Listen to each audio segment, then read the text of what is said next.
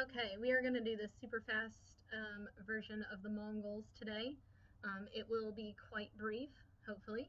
Um, and just to kind of orient yourself, you are looking at Eurasia right here.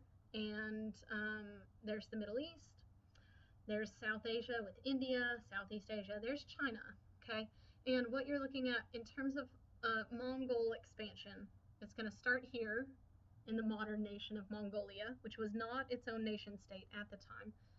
It was just sort of the border region outside the control of the Chinese dynastic system. And in this case, the Mongols are contemporaries of the Song dynasty. They're actually going to conquer the Song dynasty. So you're looking at kind of the region of the 11 and 1200s. So you're going to start right here in this area. And all of this area is called the Eurasian steppe. And what that means is just grasslands. Okay, so from really the Caspian Sea on over, there's this huge ring of grasslands that kind of covers Eurasia. It's perfect setup for the economic system of pastoralism. And of course, that is what the Mongols followed. They were fantastic pastoralists, and that's one of the things that's going to allow them to conquer their near neighbors who are settled civilizations. The Mongols are going to utilize, in terms of military tactics, like strategies, they're going to utilize their speed and their ability to constantly move, their ability to like quickly attack, their ability to draw back quickly as well. So the Mongols are going to be great at conquering, almost because they are pastoralists. Most militaries at this point in history are very slow moving. They were foot soldiers, like for example the Roman army that relied on the legions, which were foot soldiers, and they relied on these really long supply trains. And the Mongols didn't even have supply trains. The Mongols just rode their little furry ponies across the steppe and carried all of their supplies with them like a good pastoralist does. So that's where we're looking at. I have some really fantastic photos that were taken by a former student who actually spent 3 or 4 months, I think, in Mongolia a couple of summers ago, working with students there. And you can see the kind of big sky country that Mongolia really is. You've of course got some mountains, those low foothills right there, but you've just got these huge expanses of grasslands, and you get a lot of this. It kind of looks like a cowboy out west, but it's a Mongol kid right there riding a bareback on his little pony, and he's got a bunch of goats and stuff. So again, pastoralism is still a really viable way of life for people in Mongolia today, because again, that's what the environment fosters. All right. So here's little Carmen Sandiego. She is in the Gobi Desert. Gobi's right down here in Mongolia. This is Lake Baikal, and that is the grassland steppe. So, all right. So let's go through and talk about the largest empire ever created by one single person. Now, the Mongol conquests are actually going to go through about 3 generations of Mongols. Genghis Khan, who is the first of the Mongol conquerors, his son, and then his grandsons are also huge conquerors. And eventually, the Mongol Empire will be this thing right here that we're looking at. Okay, this is modern Ukraine, so almost into modern Poland. A ton of modern Russia. That's Lake Baikal that we were just looking at a second ago. Down into Korea, all of China. They'll actually attempt an invasion of Japan unsuccessfully. Right down here by the Himalayas, although they do not go into India itself. The ponies probably would not do well in the subtropical region. All of modern Iran, where they caused the fall of the last caliph in Baghdad, and then up into modern Turkey. They don't conquer anything further over here because another pastoralist group who lived in Egypt will actually win a battle at a place called Ain al-Jalut. So here's a quote from Genghis Khan, so you can kind of understand what kind of guy he is. And it's not necessarily very nice. He said, "The greatest happiness is to vanquish your enemies, to chase them before you, to rob them of their wealth, to see those dear to them bathed in tears, to clasp to your bosom their wives and daughters." Nice. All right. So before they became an empire, what were the Mongols like? Well, in most cases, you can kind of compare them to pre-Islamic Arabia. Very similar makeup in terms of the economy style, the tribalism that was present there, etc. So they were nomadic pastoralists, just like the pre-Islamic Arabians were. They were very tribal, and any kind of tribal society, there is not a centralized government that governs the various tribes. So they kind of work out their disputes in a really kind of old school way, usually through blood feuds. So if you harmed a member of my tribe, someone would come and harm a member of your tribe, and then you'd go back and forth in this sort of never-ending cycle. So it's a lot of warfare. Mostly they were illiterate. Remember, nomads don't do job specialization. You're not going to have bureaucrats or writers. There's no centralized government. The economic system, of course, is all about herding because of that environment that they're in. And the other thing is, I mean, everybody likes luxury. So even if you're a pastoralist and you can't really produce those luxuries because you are not a settled and job specialized civilization, you still probably want to have luxuries in your life. So a huge part of the Mongol economic system was to raid for booty along the edges of more powerful settled civilizations like Song Dynasty China. So this should feel a little bit comfortable with you. We just read recently about the tribute system in theory and the tribute system in practice. And the tribute system in theory, remember, was all about like people coming to China and giving them presents and bowing down and sort of saying that the Chinese were superior. But in practice, sometimes the Chinese government was not as strong as they'd like to be. So a lot of times pastoralists extorted luxury items like silk out of China. So it just really depends on how strong China was at any given point. Now, the Song Dynasty of China that was conquered, it was not a weak dynasty by any stretch of the imagination. But the Mongols were a force to be reckoned with. I mean, they create the largest single contiguous land empire that ever existed, period. So, it's understandable that they got beat. The social system of the Mongols before their conquests was all about clan, family, tribe, constant low-level fighting over what little resources existed on the steppe. There was a lot of wife stealing.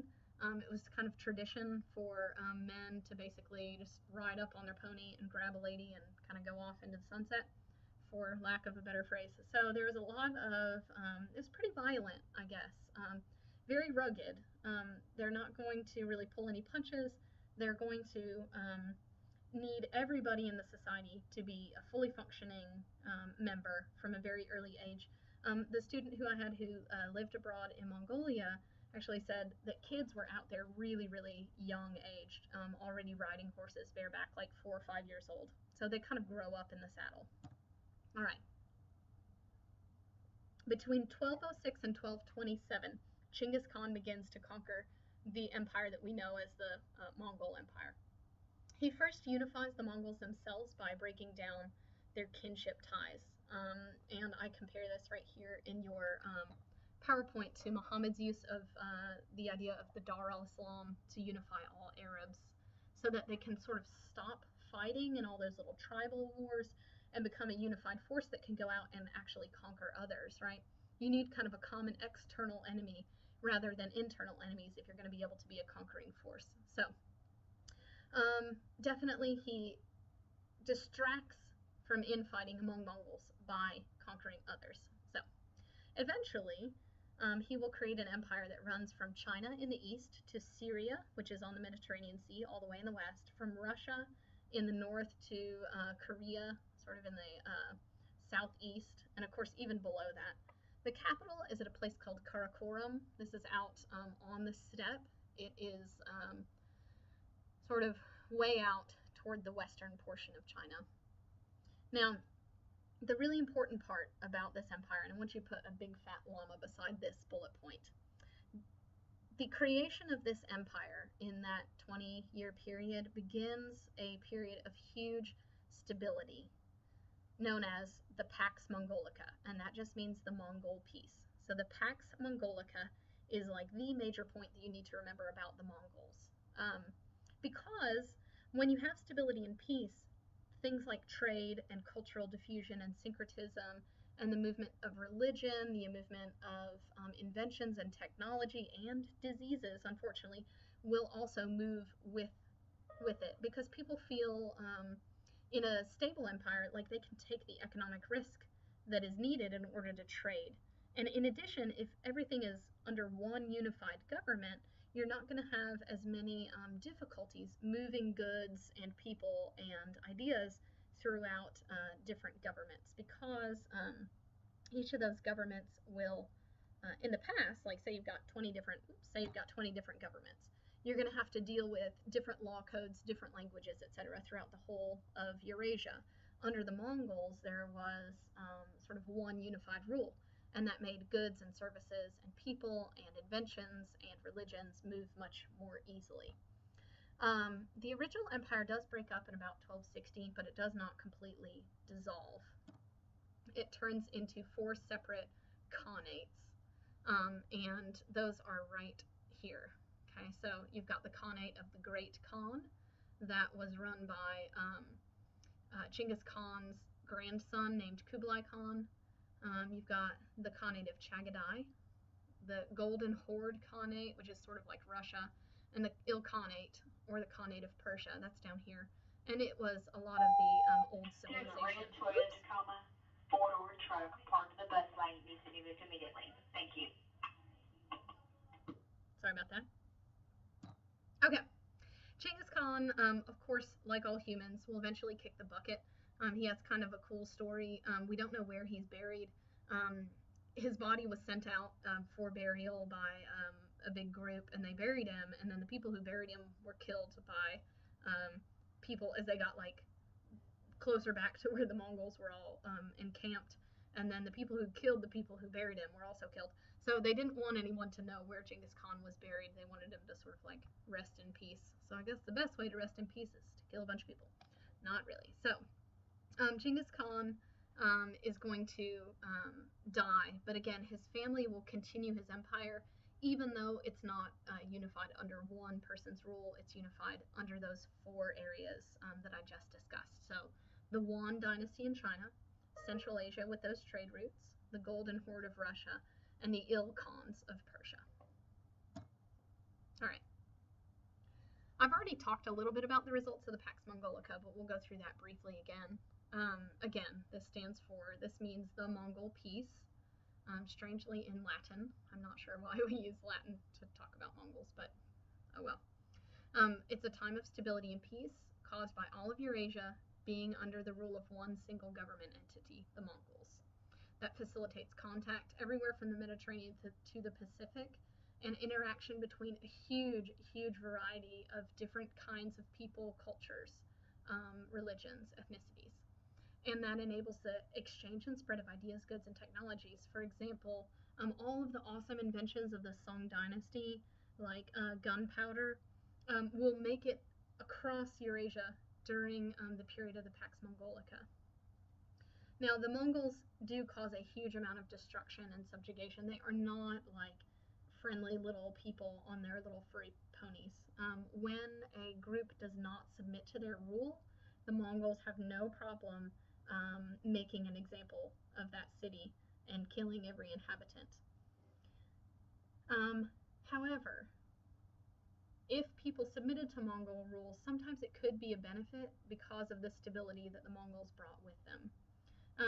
Dislike of the Mongols make people under their rule feel more unified, so you sort of get some feeling that, like for example in China, most Han Chinese were not very excited about being ruled by foreigners, and it gave them sort of a renewed sense of wanting to recreate their empires as it had been in the past.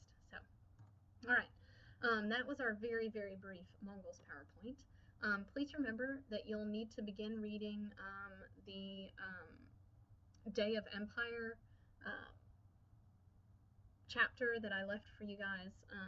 It's a really, really interesting read, and I've segmented it up into 3 sections. There's some reading questions for each one, but most students really don't mind reading this particular thing. It's pretty exciting to see how Genghis Khan actually masterminds all of his warring factions to come together, how he manages to conquer all of these empires, what strategies he uses, how he actually plays settled people and sort of turns their things that you'd think of as positives, like having walled cities.